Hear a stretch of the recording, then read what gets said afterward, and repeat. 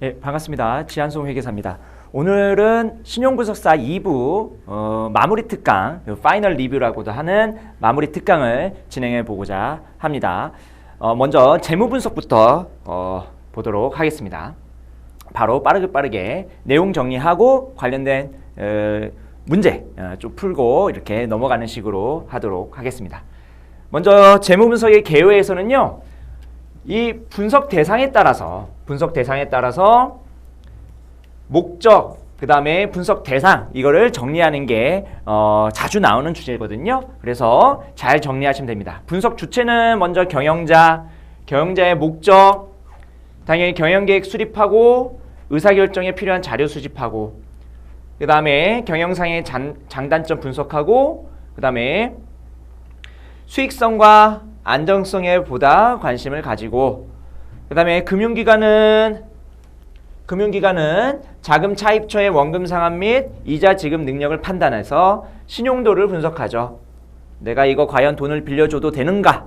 그 관점에서 보면 되고, 그러면서 우량 업체를 선정하고 돈을 빌려주는 거죠. 단기적 관점, 장기적 관점에서 주안점은 단기적 관점에서는 유동성, 안정성에, 그리고 장기적 관점에서는 수익성, 그리고 위험에 대한 전체적인 입장, 이런 것들이 주안점이 되겠습니다. 세 번째 분석 주체는 주주입니다. 주주. 자, 주주는 주식 매매에 필요한 정보 수집하고, 그 다음에 포트폴리오 구성, 포트폴리오라는 게 뭐냐면 여러 개의 자산들을 분산 투자하는 것을 우리가 포트폴리오라고 합니다. 그 포트폴리오를 구성하고 수정하는데 여러 가지 정보 수집하고요. 결국은 주주는 투자해가지고 돈 많이 벌면 됩니다. 그래서 예상이익, 배당 성향, 할인율에 중점을 두고요. 여기서 배당 성향이라는 것은 기업이 벌어들인 당기 순이익 중에서 얼마만큼을 배당으로 주는지 그 퍼센티지, 비율을 나타내는 거예요. 그래서 예를 들어서 당기 순이익이 100인데 유보금이 40이에요. 그러면은 배당을 얼마 준 겁니까? 60 준 거죠. 그럼 배당 성향 60% 이렇게 얘기를 합니다. 아시겠죠? 그래서 유보율, 그 다음에 유보율에서 배당 성향을 더하게 되면은 100% 나옵니다. 그래서 유보율과 배당 성향 잘 비교를 하시면 되겠습니다. 기업의 재반 경영 활동도 보겠죠. 그래서 이 주주 입장에서의 내가 투자한 금액 대비 수익률은 얼마가 되는지를 계속 체크를 할 겁니다. 그 다음에 신용평가 기관은 외부의 제3자가 그 기업이 발행한 채권에 대해서 등급을 매기는 겁니다. 그래서 채권 투자자들에게 투자 정보를 제공하기 위해서 등급을 매기는 거죠. 그래서 등급을 평정하고 기업이 발행한 어음을 평가하거나, 그래서 주식가치평가, 일반적으로 채권 등급을 많이 평가를 하는데 주식가치평가 등의 업무도 부수적으로 하고 있죠. 결과적으로 유가증권이라는 거, 증권, 돈이 되는 증권, 채권, 주식 이런 것들에 대해서 공정하고 객관적인 평가 시스템을 운용하면서 채권의 등급을 평정, 매기는 거죠. 그 다음에 기업 M&A 관련자는 당연히 피인수 및 합병기업 가치를 평가해가지고 인수가액을 결정하는 게 가장 큰 목적이죠. 그 다음에 시너지 효과라든지 주식교환 비율. 주식교환 비율이라는 것은 내가 몇 주를 교환을 할 건지, 그러니까 현금을 줄 수도 있고요. 내가 저 기업을 사는데 현금을 줄 수도 있고요. 우리 기업에 주식을 줄 수도 있는 거예요. 돈이 없으면 주식 발행해가지고 주면 되잖아요. 그럴 때 주식 교환, 저쪽 주식과 내가 발행한 주식을 얼마만큼 교환을 시켜야 되는지 그거에 대한 비율을 결정하는 겁니다. 결국 인수가액 결정하는 거랑 똑같아요. 그래서 분석 대상은 당연히 기업 가치, 그 다음에 이 기업 가치를 구하기 위해서는 여기 미래의 경영 상태까지도 파악을 해야지 기업 가치를 구하는 거죠. 결국 현재 자산의 가치라는 것은 그 자산에서 발생되는 미래의 현금 흐름을 현재 가치로 할인하는 거잖아요. 그래서 주식의 가치라든지 채권의 가치, 크게 주식의 가치라고 보면은 이 주식의 가치라는 것은요, 결국은 희망을 안고 있는 그런 대상이거든요. 그러다 보니까 미래의 현금 흐름이 굉장히 중요하죠. 그래서 미래의 경영 상태도 잘 파악을 해야 됩니다. 회계감사인이라든지 세무당국은 일단 세무당국은 담세 능력 평가하고 그 다음에 적정 과세 여부, 그 다음에 탈세 방지, 이게 세무당국이 하는 거죠.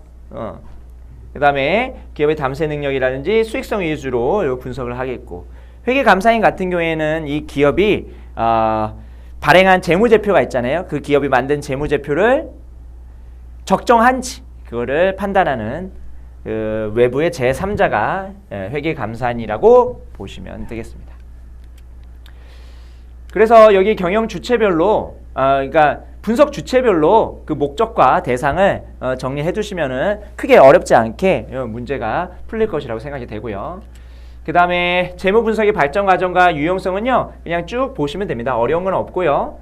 결국은 재무 분석은 은행이 자금을 대출할 때 차입자의 단기 지급 능력을 평가하기 위한 신용 분석의 수단으로 사용을 할 거다. 결국 우리가 재무 분석을 하는 목적 자체가 과연 이 기업이 돈을 잘 갚을 수 있는 것인지, 혹은 더 나아가서 돈을 잘 벌 수 있는지, 그런 것들을 파악하는 거죠. 오늘날 재무 분석은 단기 지급 능력 평가 외에 다양한 목적이 있다. 그래서 과거에는 차입자의 단기 지급 능력만 평가를 했지만 이제 앞에서 봤잖아요. 분석 주체별로 굉장히 다양한 목적을 가지고 있죠. 그래서 그 다양한 목적을 위한 수단으로서 재무 분석을 하고 있고요. 우리가 가장 대표적으로 보는 재무 분석이 바로 비율 분석이죠. 비율 분석. 뒤에서 다 우리가 암기를 해야 될 공식들이 있죠. 그 다음에 실수 분석. 실수라는 것은요, 이거는 어떤 절대적인 금액을 나타내는 겁니다. 그러니까 몇 퍼센트 이렇게 나타내는 게 아니라 얼마 이렇게 나타내는 게 실수죠. 그 다음에 예측 분석. 기업이 과연 잘 살아날 수 있을 것인지, 망하진 않을까? 이런 걱정에 기초한 어떤 분석, 이게 예측 분석이고, 기업가치 평가. 기업가치 평가, 아까 우리 M&A 하는 사람들 있었잖아요. 기업가치를 잘 평가해야지 내가 인수 금액을 정할 수 있는 거죠. 얼마를 줘야 될지를 정할 수 있는 겁니다. 이런 것들 우리가 뒤에서 배울 거고, 여기서 뭐 직접적으로 나오지는 않겠지만 이런 용어들을 잘 정리해 두셔야지만 그래도 쉽게 문제가 나오게 될 때 우리가 정리를 할 수 있겠다. 그 다음에 한계점, 요거는 잘 나오는 주제입니다. 재무 분석의 한계점이라고 생각하면은 그냥 재무제표 분석의 한계점이라고 생각하시면 좀 좋을 것 같아요. 그래서 공시된 재무제표상의 숫자와 기타 재무자료를 사용하는데 여기는 장점입니다. 큰 시간과 비용이 들지 않는 거는 장점. 그런데 문제는 장점이 나오는 게 아니라 한계점이 나오는 겁니다. 한계점. 물론 장점도 알고 계셔야겠죠. 시간과 비용이 들지 않는다. 그리고 비교 대상 기업과 비교하기에 되게 용이하다. 이런 그 재무 분석의 기본적인 장점들은 숙지를 해 두시고, 그 다음에 한계점을 정리하시면 됩니다. 한계점에서 가장 큰 거는 바로 요겁니다. 회계 처리 방법에 따라서 자료가 달라질 위험. 그래서 자의적인 평가 기준에 따라서 의사결정이 달라질 위험. 그러니까 주관이 개입될 여지가 있다라는 겁니다. 주관이 개입될 여지가, 경영자의 주관이라든지 평가하는 주체의 주관이 개입될 수도 있는 것이고, 그리고 원하는 시점에 재무정보가 없을 가능성. 그러니까 재무제표라는 것은 뭐 1년에 한 번 또는 분기에 한 번 이렇게 나오기 때문에 내가 필요할 때 그 적시의 그 시점에 재무 상태를 알고 싶은데 없을 수도 있죠. 그래서 과거 및 현재 자료를 우리가 분석하는 것도 재무 분석의 한계점이죠. 우리가 미래에 추정된 어떤 재무 자료를 보는 게 아니라 과거 또는 현재 상태를 보는 것이기 때문에 미래를 예측하는 데에서 절대적인 평가 기준으로 활용할 수는 없겠다. 얘가 과거에 그리고 현재에 이랬기 때문에 미래에도 이렇게 될 거야 라는 정도지, 미래에 어떤 뭐 예상치 못한 어떤 이벤트가 발생한다. 그런 것들은 과거와 현재에 이 재무제표에 담겨져 있지는 않죠. 그러한 한계점 잘 정리하시면 되겠습니다. 됐죠?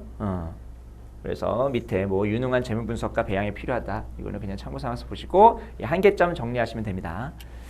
자, 관련된 문제 한번 볼게요. 재무분석에 관한 설명으로 옳지 않은 것은, 자, 회계 자료를 이용함으로 회계 처리 방법에 따라서 그 결과가 달라질 수 있다. 맞죠? 그 다음에 자료를 입수하는데 용이하다. 맞죠? 분석과 평가를 위한 기준이 객관적이에요? 아니죠. 주관이 대입될 수 있죠. 그래서 3번이 정답이고, 4번 재무분석은 재무제표뿐만 아니라 기타 기업 자료를 분석하는 것. 그래서 재무 분석이 좀 더 넓은 개념이고요. 그 재무 분석 안에 재무제표 분석이 있는 겁니다. 그 다음에 재무제표는 기업의 가치를 적절하게 반영하지 못한다. 기업의 가치, 즉 기업의 가치라는 것은요, 그 기업으로부터 발생하는 미래 현금 흐름의 현재 시점의 가치거든요. 이거는 재무제표 숫자와 다를 수 있습니다. 재무제표 숫자는 보통 역사적 원가가 보통 베이스가 됩니다.